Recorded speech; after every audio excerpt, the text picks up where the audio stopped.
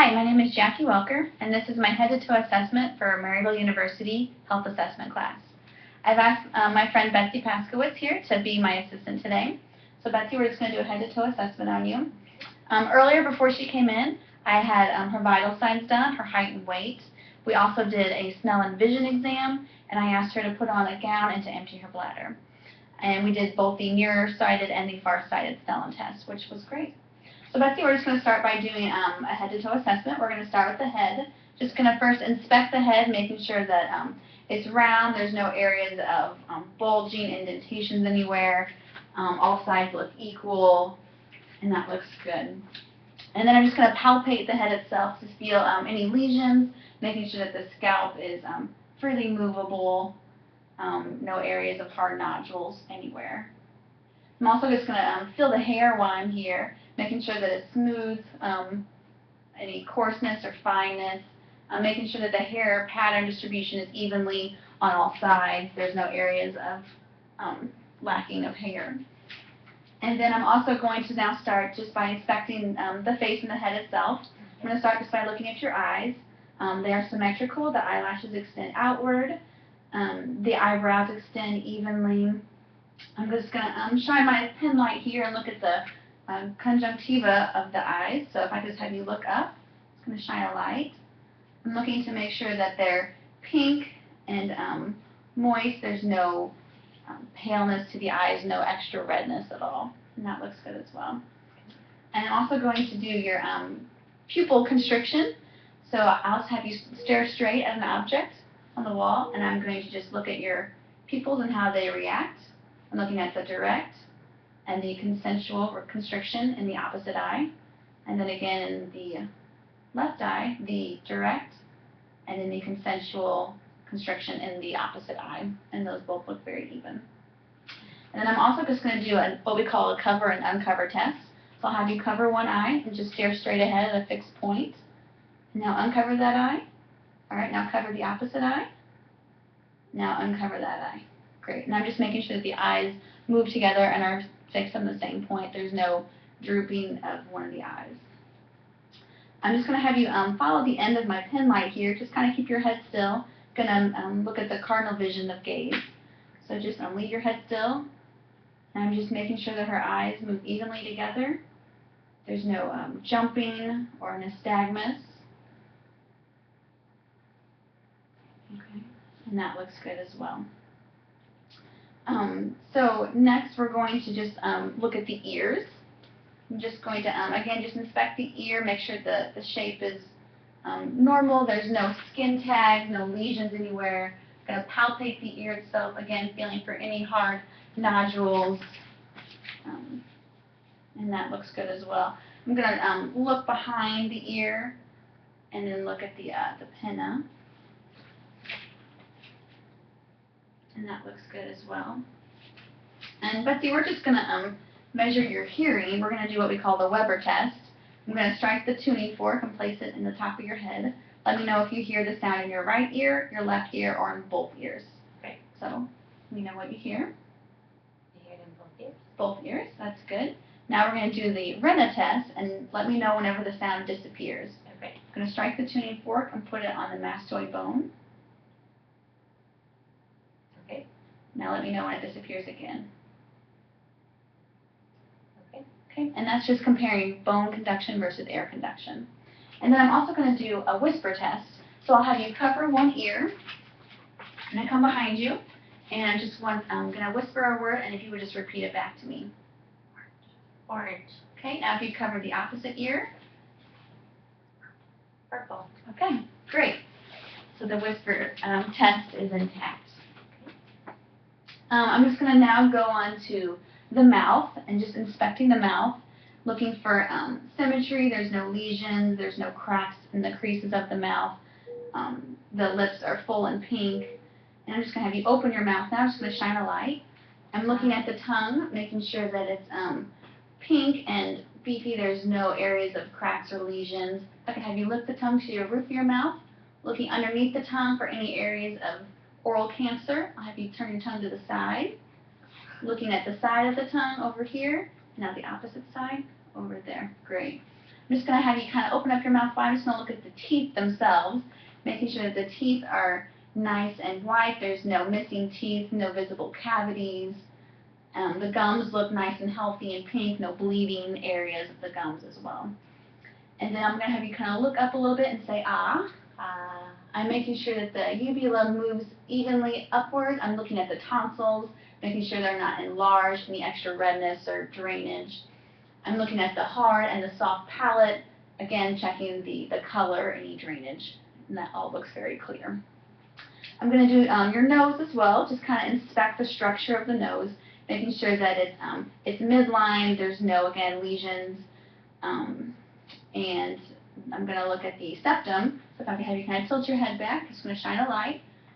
I'm looking at the septum to make sure it's not deviated and it is midline, and there's no areas of polyps that I can see. Nose hairs all look good. There's no extra redness in the turbinates. And I'm just also going to test how well you can breathe through each nose. So I can just have you kind of breathe. I'll cover that one. Okay, and I'll cover this one. Okay, good. And then while I'm here, I'm just going to palpate the sinuses on the forehead, the frontal and the maxillary sinuses. I'm just going to feel for any pressure, any areas of fluid buildup. And that looks good as well. Okay, so Betsy, we're going to move on down to the neck. I'm just going to start by inspecting the neck itself, making sure that it's midline, there's no lesions, any bumps, any protrusions anywhere. I'm going to just feel the trachea, making sure that it is, again, midline. And I'm going to feel the thyroid gland, just kind of push to the side, feeling for any enlargement, any lesions, and again to this side. And that looks good. I'm also going to inspect it from the back, making sure that it is as well midline towards the back. I'm going to palpate the lymph nodes. So we're just going to start here at the preauricular area.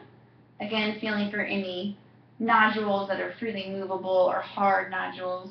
Going to the postauricular area, back of the neck at the occipital. We're going to come up to the chin at the submental, and then look at the submandibular along this edge. Going to go down both sides, feeling the postcervical chain. Going to feel a little deeper for the deep cervicals, and then the supraclavicular lymph nodes. Then I'll have you kind of put your arms out to the side. I'm going to feel here for the axillary lymph nodes as well, and all that looks good. And then while I'm here, I'm just going to do some range of motion on your neck. So I can have you kind of put your ear to your shoulder, and your opposite one, and put your head up and back. Okay, very good. And then we're also going to assess some of the cranial nerves while we're here. So if I could have you close your eyes really tight. Okay, now open them and wrinkle your forehead. Good, now puff out your cheeks. All right, now clench your teeth real hard and stick out your tongue. Okay, now shrug your shoulders up. Very good. So that assesses some of the cranial nerves. So next we're going to move down to the chest. We're just going to start by inspecting the respirations, making sure they're even, unlabored. We're going to look from both sides, just making sure that, again, there's no one area of worse, stronger than the other, and it looks very nice and even. The color looks good. It's nice and pink and warm. There's no visible lesions or rashes that I can see. I'm just going to also start by palpating the precordium. I'm just going to feel here for your heart, just feeling for any thrills, heaves, palpitations. And I'm going to go right under here. That's good. And then while I'm here, I'm going to feel for the apical pulse, which is about 5th intercostal space, mid-clavicular line. Again, feeling for rate and rhythm, and to see if it is in midline and not deviated to the side, indicating enlarged heart. And that's good as well. And I'm going to now listen to their heart sounds. So I'm going to start here in the aorta. Just going to listen for the S1 and the S2, making sure the rate is regular and rhythm. Going to go over here to the 2nd intercostal space, left sternal border, listening to the pulmonic area. Okay, going to go down to the tricuspid area and the Erb's point. And then I'm going to listen to the mitral area, the fifth intercostal space, mid-clavicular line. Okay, and all that sounds really good. And then while I'm here, I'm also going to listen for your carotid pulses. So I'll just do one at a time. I'm listening with the bell of my stethoscope for any bruit. Again, listening for rate and rhythm, no swishing sound. Again, on this side. And then I'm also going to listen to your thyroid gland itself, just right here in the middle. And that's very good. Now, while I have you here, I'm going to listen to your lung sounds on the front. So I'll just go on both sides and have you just take a nice deep breath in and out. So go ahead, taking a deep breath and out. And I'm listening at the lung fields to make sure that there's no crackles, wheezing, any rhonchi, making sure that the sounds are appropriate and that they're even on both sides. And I'm going bilaterally to each side to compare each lung field as we go.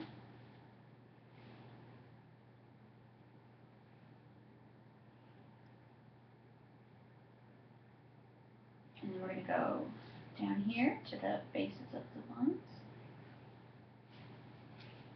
And in and out. And then while I have you here, if I can have you put your arms out to your side, I'm going to compare the lateral aspects of the lungs as well. So I'll start over here, deep breath in. And then a deep breath in and out. And over here.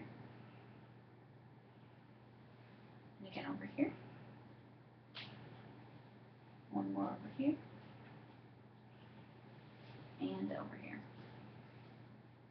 And that's very good as well.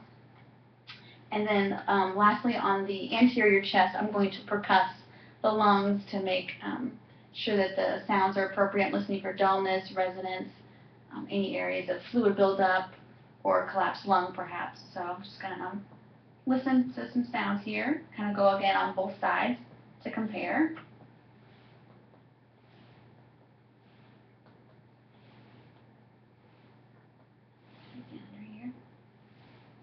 If I can have you lift your arms again, I'm going to compare both of the lateral aspects. Listening again for any dullness, areas of hyperresonance, any areas where fluid could be built up in the lungs. And that looks really good as well. So now I'm going to go to the back. And if I could just have you kind of turn your side here for the audience. And we're going to just start by inspecting the back itself. We're just going to look to make sure that, again, she's breathing evenly and non-labored. The skin itself looks good, that there's no rashes, there's no lesions, sores anywhere. And then we're also just going to start by auscultating the lungs again. So I'll have you again taking a nice deep breath in and out. And I'm going to compare both sides evenly. And again, listening for any crackles, wheezes, rhonchi. Should hear nice clear breath sounds throughout the entire lung fields.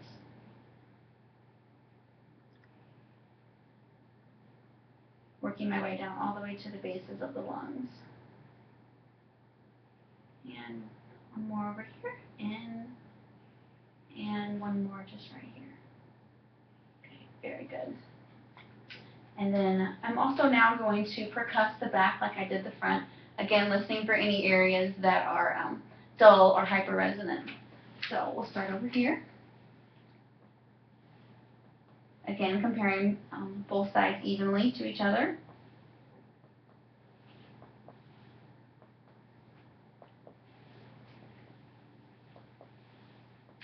Okay, and then while I'm here, I'm also going to percuss the costovertebral angles, which is just down here a little lower.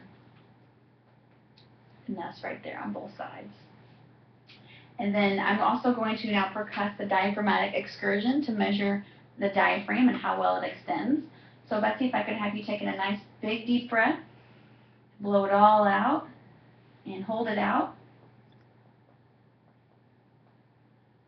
Okay, I'm just going to mark the area on the skin where I hear the difference. You can breathe normal. Now Betsy, I'm going to have you taking a nice big deep breath in and hold it. Okay, you can breathe normal. And I'm going to mark those two sides and measure the difference of where I hear the sound. And it should be about 3 to 5 centimeters, which is about appropriate there, which is good. And then I'm also going to measure how well the ribs and the thoracic cage expand. So I'm going to put my thumbs here together, and I'm going to have you kind of put your arms across your chest and lean forward a little bit, and take in a nice big deep breath, and out. I'm just making sure that my thumbs move evenly here, and that one side is not pulling more than the other, and that's very good.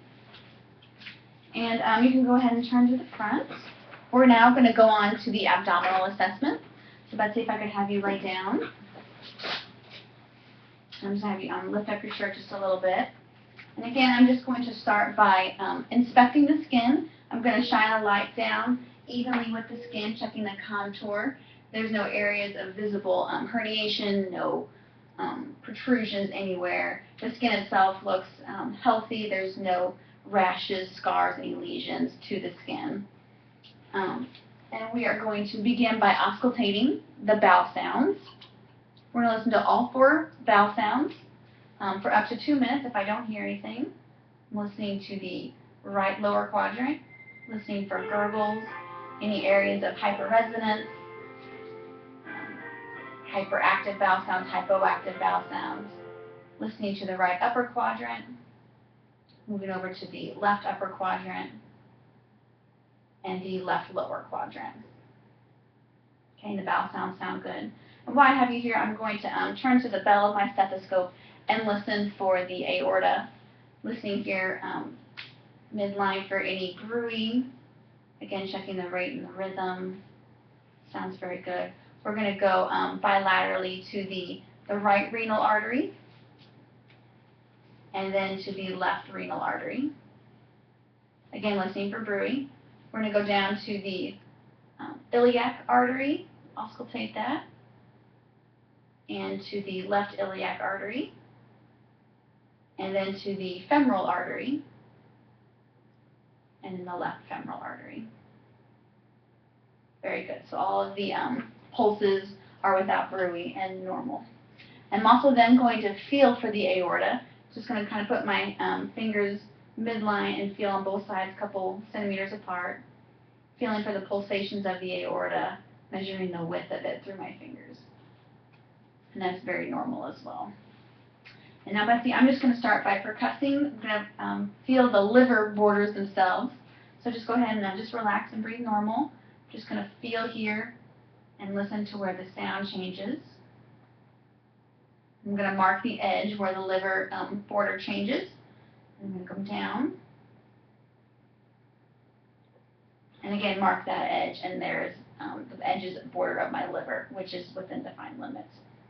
I'm then going to percuss the spleen, and again, listening for any sounds of dullness, hyperresonance.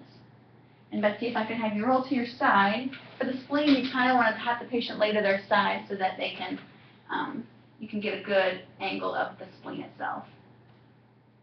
And that sounds good as well. You don't want to feel the spleen as well, because otherwise it would be enlarged.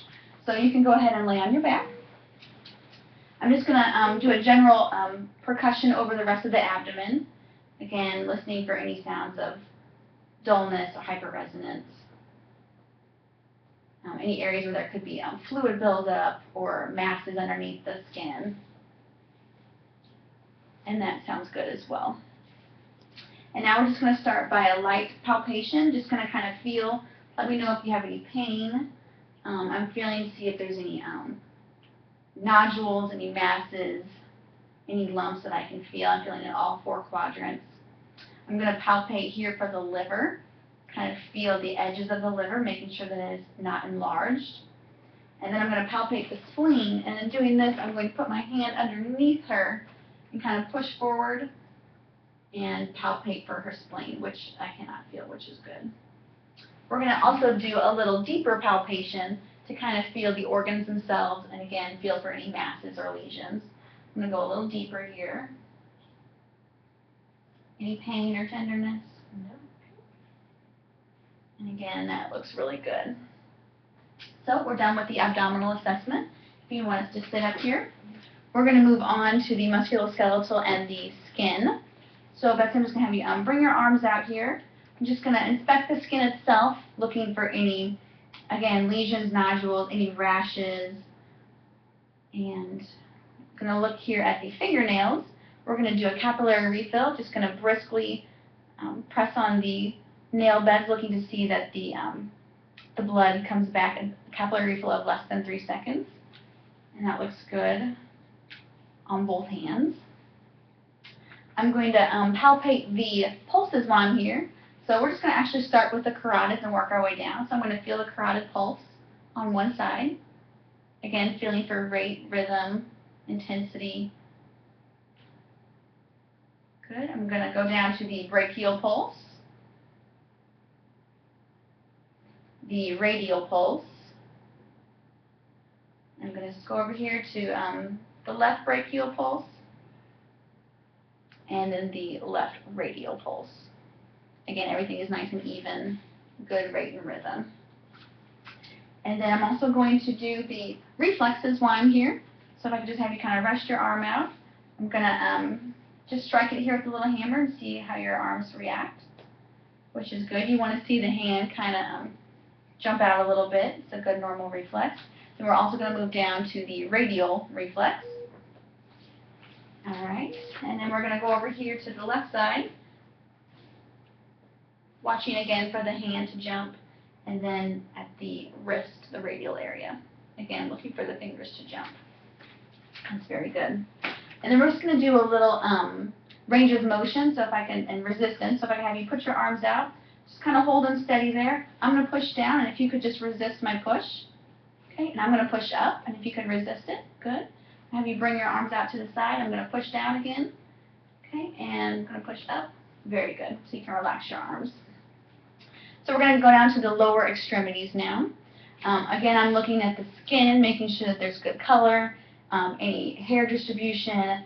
There's no areas of edema. I'm looking at the along the edges of the tibia here for any pitting edema. I'm looking again at the toes themselves, doing capillary refill, making sure that it's good underneath 3 seconds. I'm going to feel behind the knee for the popliteal pulse on the right side and then on the left side. And then I'm going to have you just bring your foot up here. I'm going to feel the tibial pulse and the pedal pulse on each side. And you bring this leg up here, feeling again the pedal pulse and the tibial pulse. And then while I have you here, I'm also going to look at the reflexes of the ankle. So I'm just going to kind of hold your foot out here. I'm going to strike the Achilles tendon behind here. Again, you want to see the foot kind of contract like that. So I'll switch over here. And that's good. You want to see the foot contract. And then I'm also going to do the knees bilaterally. Just kind of relax your legs. And that's good. You want to see them kick a little bit. And then lastly, if you could just stand up here, we're going to just look at the spine itself. So I'm going to have you just kind of lean forward, and I'm just looking at the spine, making sure that it moves evenly. There's no curvature or areas where it's pulling more to the other, and that looks very good as well. So Betsy, thank you for participating in my head-to-toe assessment, and thank you.